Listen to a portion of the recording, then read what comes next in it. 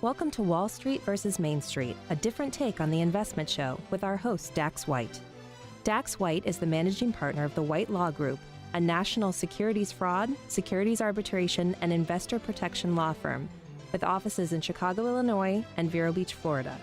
The White Law Group has represented hundreds of investors in FINRA arbitration claims against their brokerage firms, and throughout this show, Mr. White will shine a light on some of the tricks of the brokerage industry, while also providing valuable information for investors on how to successfully navigate the investor-financial advisor relationship.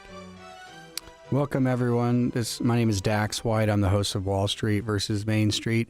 A different take on the investment show. We're not here to give investment advice. Rather, the objective of the show is to pass along some of the information that I've been able to pick up through the course of my career representing investors in claims against brokerage firms. And the information that I've gleaned through that practice that I think would be informative to investors out there to help you improve your relationship with your financial advisor, to help arm you with the information that you would need to ask the right questions, make sure they're doing the right things for you, and to protect you from the bad financial advisors that are out there so that you hopefully can avoid becoming the victim of a scam or a fraud. Each week we'll go through various topics where I'll try to pass along some of that information, answer some questions, and again, hope to provide at least some information you can take away and file away in the Rolodex and say, that's going to be really helpful the next time I talk to my advisor. So let's jump in. What's our first question for today? In today's climate, what are some investments you're worried about that you think may result in investor claims? Sure. Again, not to provide any investment advice. So there's not like certain investments I would say, hey, buy this to be safe and don't buy this if you're worried about it. But overall, I would say that the U.S. market is actually performing quite well. 2014 was a banner year. This year's been kind of relatively flat. I think most prognosticators would say that 2016 will probably be similar to this year, but you've got unemployment going down. The Fed's finally ready, it looks like, to raise rates. So generally speaking, I think the market's in a pretty decent place. But where there is softness and actually enormous weakness is deflation of various commodities, oil and gas, steel, copper, all things that are sort of determinative of slowdown in market demand.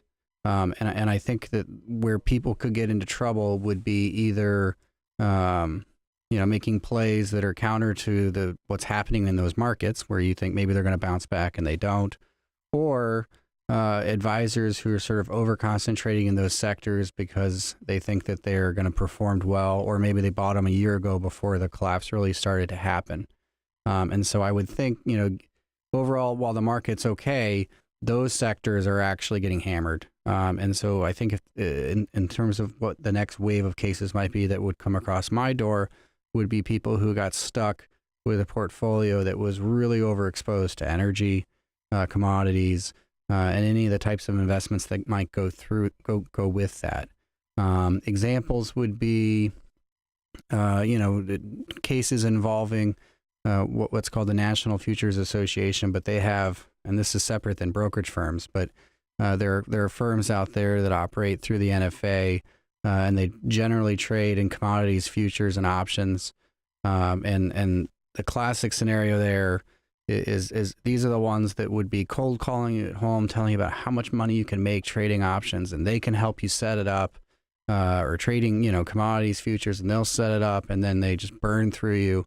And leave you with nothing. I've seen that a ton of times. We generally actually stay away from even suing firms like that because unlike a brokerage firm, which, generally speaking, if you sue Morgan Stanley and Morgan Stanley thinks they've done wrong and they want to settle and pay you, they've got the money to do so. These commodities firms, a lot of them are just fly-by-night type operations where you sue them, they disappear, they pop up as a new entity a year later. So we generally stay away from it in terms of our own practice, but certainly I would caution investors out there, if you're getting those phone calls, now would probably be one of the worst times to actually be investing in the commodities futures market, just because there's just enormous volatility out there right now. And so certainly I would be concerned about that. I also would think, and what we're looking at as potential next waves of cases would be MLPs. I talked about those briefly last week, but MLPs, a master limited partnership, is a new structure, a new way of investing in energy, oil and gas, and they're generally touted as income producing investments, but they're absolutely exposed to the full risks of whatever sector they're investing in. So the oil and gas MLPs, your Alarian MLP ETFs, your Enbridge Energy Partners, your Lynn Energy MLP. These are all investments that are very much exposed to what's happening right now in oil and gas. And so these are investments I would think, I mean, many of them are already down 50, 60%, but certainly if you've got investors who, through the recommendation of a financial advisor, have a good chunk of their money in these types of products, then yeah, I would think they're going to be suffering pretty enormous losses, even though the market's doing okay. Also energy related, but certainly their corporate debt. A lot of the, particularly in the the Dakotas, the Marcellus Shale region, a lot of those companies raise money by issuing debt. And if you were out there as a yield seeker who needed income and you were willing to accept risk, and you bought a junk bond from an oil and gas company, you've got enormous default risk right now, because obviously we've got collapse in oil prices, and they've got less reserves, they've got less liquidity, they've got less ability to repay the debt. And so, there's certainly a possibility that you're going to see a wave of cases from that. And then the other fear in the market right now, and this just happened recently with a mutual fund actually, but we've got some liquidity risks. And that's just sort of everyone trying to make it to the door at the same time, and everyone trying to withdraw their money at the same time. And there's certainly concern in the market that there's not the liquidity for that to really occur. The fund where it just occurred in was the Third Avenue Focus Credit Fund, which was already down, I think, like 35, 36% on the year. And what happened with that fund is that they were overwhelmed by the redemption requests and didn't have the money on hand to fulfill them all. And so they just basically liquidated the fund, set it up with like a receiver essentially, and they'll sell assets and pay out people sort of pro rata as they can, as opposed to actually, redeeming it pursuant to their own guidelines. They just didn't have the ability to do it. And that could certainly happen in some other funds if you sort of had some sort of event, whether it's the Fed raising rates like at a rate that surprised people, or if you continue to see collapse in some commodities prices. If you've got funds that, that's sort of what they invest in, you've got a bunch of people going, man, I got to get out of that right now. Particularly, and I think this is happening more as you see these huge hedge funds, where maybe they've got, $100 million in some of these funds, and the fund's only got $700 million. Well, if the hedge fund comes calling and says, hey, I want my $100 million, they don't always have that. And so I think you've got some liquidity risk there in terms of there being more funds stuck in that same situation as the Third Avenue Focus Credit Fund. So those would be some of my concerns with what's currently going on in the market. What's our next question? What are your best tips for us novice investors? Sure. I mean, obviously, this touches squarely on the objective of the show. The first one, and I know we've touched on it in the past, but I think it's maybe perhaps the most important information that we could pass along, so I'm happy to do it every week. And that is how to research your financial advisor. I mean, not many people realize that there's actually a publicly available report where you can look up your financial advisor and get all the information you would really want to make sure that's who you want to be doing business with. You can do it before you hire somebody, where you can look them up and make sure this is who I want to trust my money with. And what it's called is a FINRA broker report. And I can't tell you how many times we've gotten a call from somebody who's, thinks maybe they've been the victim of a securities fraud, and they're telling us their story, and they're telling us just the name of the financial advisor, and we start rattling off all this information about them, where their office is and who they're employed with and how long they've been there, and they think I'm like some sort of Houdini. I'm not. All I'm doing is going to the FINRA website, FINRA.org, and in the upper right-hand corner there is a spot that just says broker report. You type in their name, and it'll spit out their report, and in that report, it's going to have how long they've been licensed, how they did on their licensing exams, where they've been employed, have they ever been sued by a customer, have they ever been investigated by a regulator, have they ever declared bankruptcy, have they ever been charged criminally, Literally anything that you would want to know if you're vetting somebody. I mean, when you're sitting down with a financial advisor trying to decide whether or not to entrust your money with them, I mean, I would think that's pretty much what you'd want to know. Like, if they barely pass their licensing exam, red flag. If they've been sued 10 times by customers, red flag. If they've been fired by 2 employers before, red flag. It's all there. So that's the best tip I can give people is look up your broker. Go find their broker report. And if there's something on there that it rubs you the wrong way, ask them about it. Sometimes there's a very reasonable explanation for it. I have many financial advisor friends that have been in the business for 20 years, and on that report is one customer complaint, and it's because someone 12 years ago kind of mad about a trade, fired off an email, and that technically needs to be reported.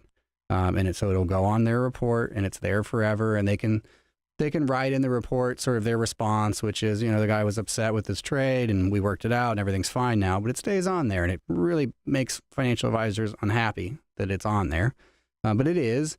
And so you might, if your broker's been in the industry long enough, you're probably going to see something like that, but then just ask them about it and make sure you're comfortable with their explanation. But more importantly would be that financial advisor, you look them up and they've got 10 of those. That's probably indicative more of a problem than just, one client that was unhappy with one trade. So that's the best tip I can give is look up your financial advice or financial advisor on finra.org. Then the next tip I would give, and there's actually a great commercial out there directly on this point right now, and ironically, it's a brokerage firm commercial, which I really enjoy. But in the commercial, if you've seen it, it's a guy who's giving investment advice, and then he hands his client a gigantic grain of salt and says, "And take all my investment advice with a grain of salt." That's actually great advice. You should take all of their investment advice with a grain of salt and really think about, why are they making this recommendation? Because as we've talked about in previous weeks, brokers will generally tell you, at least in my business under oath at an arbitration hearing, they will tell you that they just have an obligation to make a suitable recommendation as opposed to having a fiduciary duty to you. And where that becomes thorny is when you say, hey, I'm looking to buy a mutual fund that exposes me to the tech market. They might have 20 options. A suitable recommendation might be any of them, and they can pick the one that pays them the most, be it that maybe the proprietary fund that their own company puts together. A fiduciary duty would require them to pick the best one for you, which would probably be the one that pays them the least. And so that's why you got to take that recommendation with a grain of salt and really ask those questions about how much are you getting paid? What are some other options out there? Because unquestionably, one of the things the brokerage industry does is to push products that pay them the most. And in particular, what you have to worry about is sort of the layers of compensation that are happening there, because it's not just your financial advisor that's getting paid. Your brokerage firm's getting paid. The wholesaler that came to the brokerage firm and said, hey, sell my product, he's getting paid. The money manager who runs the fund, they're getting paid. When you start adding up all these various layers of compensation, it makes it really difficult for that investment to perform in line with sort of expectations for whatever that sector is. Again, using the example of a tech mutual fund, if you're in a tech ETF that tracks 50 of the biggest tech companies and pays 0.1% for just managing it and making sure that it owns the right percentage of those various investments, or you take a tech mutual fund that's a proprietary fund of your financial advisor's company, and so he got paid 1%, and the company got paid, and the wholesaler got paid, and whatever, and now you're up to 2.5%, 3%. Well, even if they track that exact market that the ETF tracks, they're still going to underperform by all those commissions. And as I've talked about in previous weeks, if you do that long enough, it really starts to add up. So again, take that information with a grain of salt and really ask those. Maybe they seem like jerky questions to be like, hey, how much are you getting paid? But that's a really important question. And if they're not comfortable giving you the answer, that's probably a problem. Their answers should be very easy, where they just say, look, here's how much it pays me. And I think given the level of management that we do and the way we've vetted it, that's more than fair.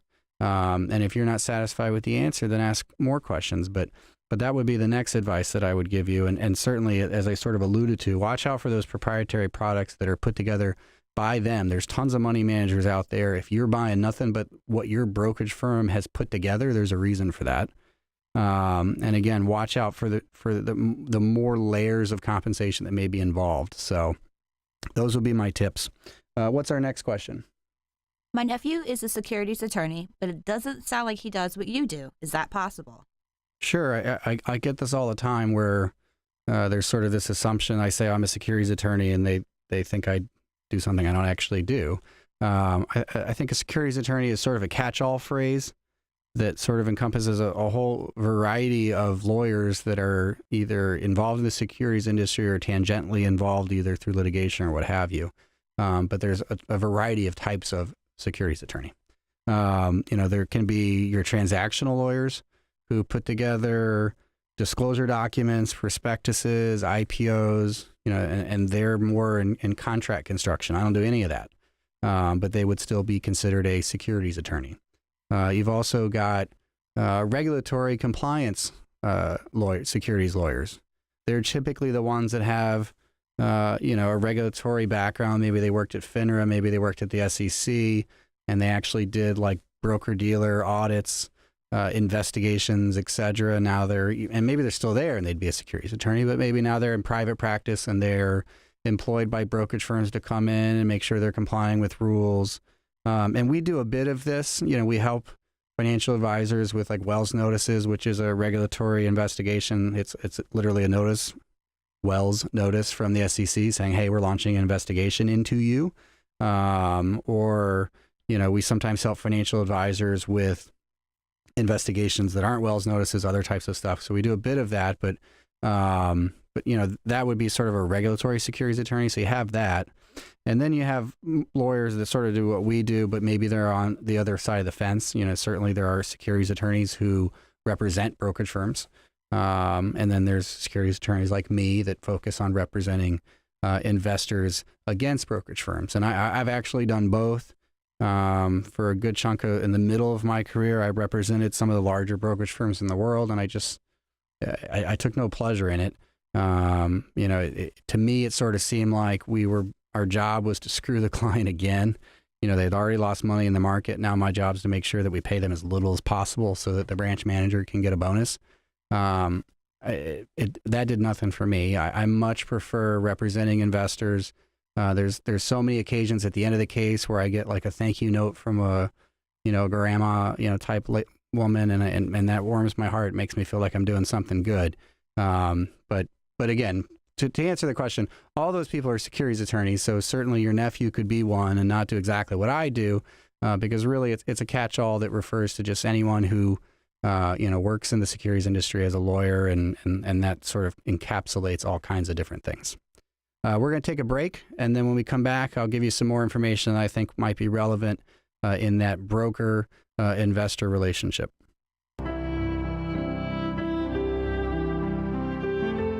Oh, holy night.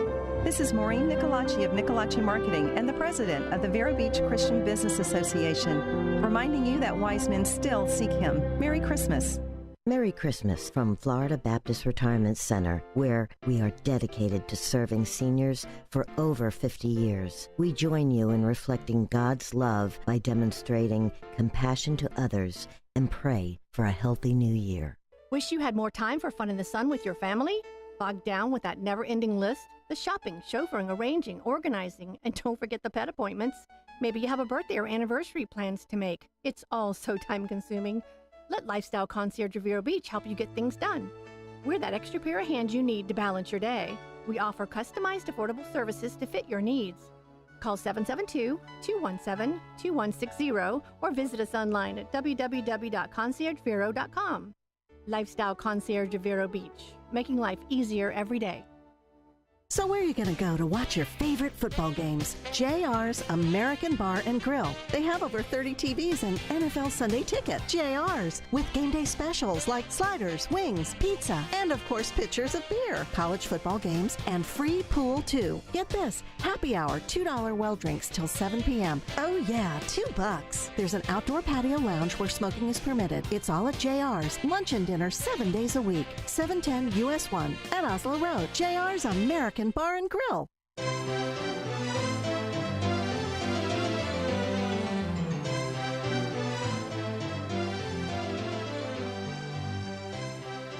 Welcome back, everyone. You're listening to Wall Street versus Main Street. I'm your host, Dax White. Before the break, we answered some questions that you guys had on my practice, on things to watch out for, tips. Certainly, if you have questions and you want me to answer them in a future episode, I would invite you to do so. The easiest way to do that is to visit us at our website, wallstreetvmainstreet.com, and just send us a note, and we'll try to get that to in a future episode. If you were sort of intrigued by the topic but don't think that I really touched on what you're interested in, I think this is our 18th episode so far. So on that same website, wallstreetvmainstreet.com, you could peek at the other 17 episodes that we've done, and we try to break them down based on, what do we talk about this week. So maybe there'd be some information in there for you. Just as examples, I know in previous episodes I really went into a great deal on that broker report, how to look it up. The value of that. We've certainly gone into, top 10 types of securities frauds out there. We've gone into some FINRA statistics. We've done some interviews with people in the business, whether they would be, with hedge funds or former financial advisors. So there's all sorts of information out there that maybe would pique your interest. So check us out.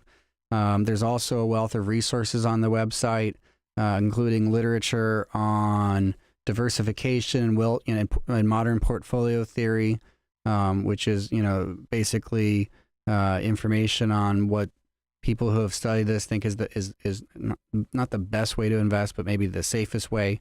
And generally speaking, diversification is commonly accepted to be the safest way to invest. Is don't put all your eggs in one basket. But there's literature on that. There's literature on the impact of commissions to total performance.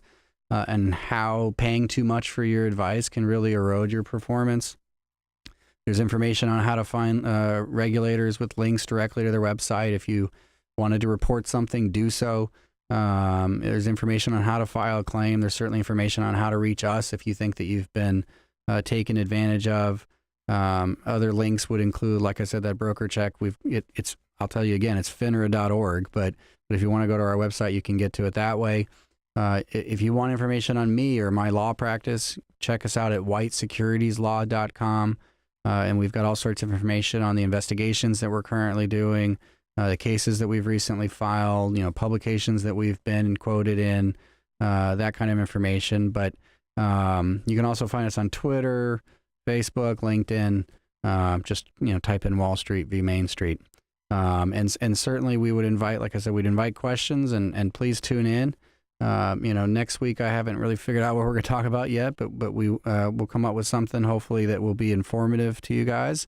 But mostly I just hope that we're passing along information that would help protect you, because we deal with the worst of the worst. But at the end of the day, the brokerage industry is not unlike any other industry. There's great financial advisors out there, and I've met a number of them, and I just wish that investors ended up with only the good ones and never with the bad ones. And I don't guess that will ever really be the reality, but hopefully at least our listeners will get some of the information they would need to protect themselves so that you can have that productive relationship with a financial advisor, because it is a very meaningful relationship that you're going to have.